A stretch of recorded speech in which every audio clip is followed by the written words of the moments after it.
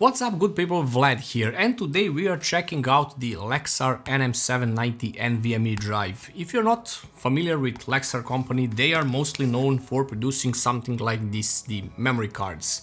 With years of experience in the field, I am eager to see what they did with this NVMe drive. Right on the box, there is a bold claim. 7400 megabytes per second read speed, but somewhere on the back with small letters there is a note: write speeds are lower. But how much, you wonder? Well, a word from our sponsor and we shall see it.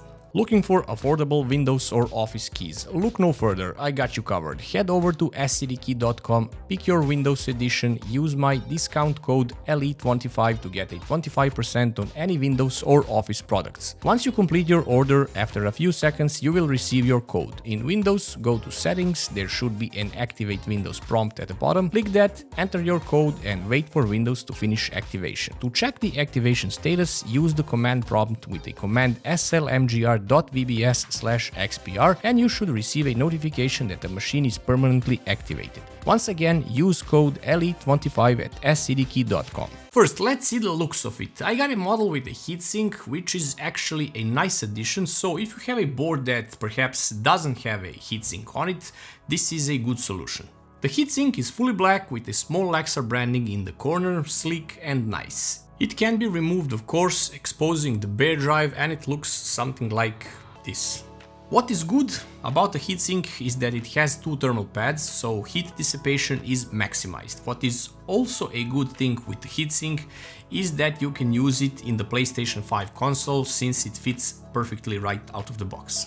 But there is something strange. I was expecting a Phison E18 controller and Micron 232-layer NAND chips as usual, just to see that this drive comes with Maxiotech MAP1602A controller, while the NAND chips are made by YMTC.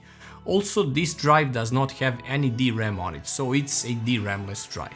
It also uses SLC cache to achieve its awesome speeds, but will eventually fall to the TLC cache until it's able to refill the buffer again and return to the max speeds. As mentioned in the beginning of the video, advertised speeds are up to 7400 megabytes for read and slower for write, but it did surprise me in a most positive way. I compared it with Kingston KC3000, Team Group Cardia A440 and Samsung 980 Pro, and here are the results. Crystal Disk benchmark with NVMe preset selected managed to achieve 7242 megabytes for read and a great write score of 6670 megabytes. Also great score for random read write, and it's a thing when you are transferring a lot of small files.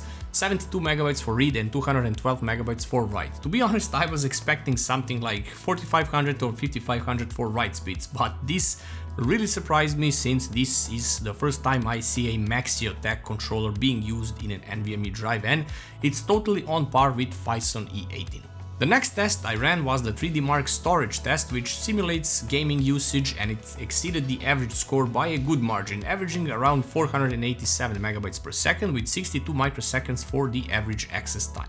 During the PC Mark X test, I got a similar score, averaging around 481 megabytes per second with 49 microseconds average access time.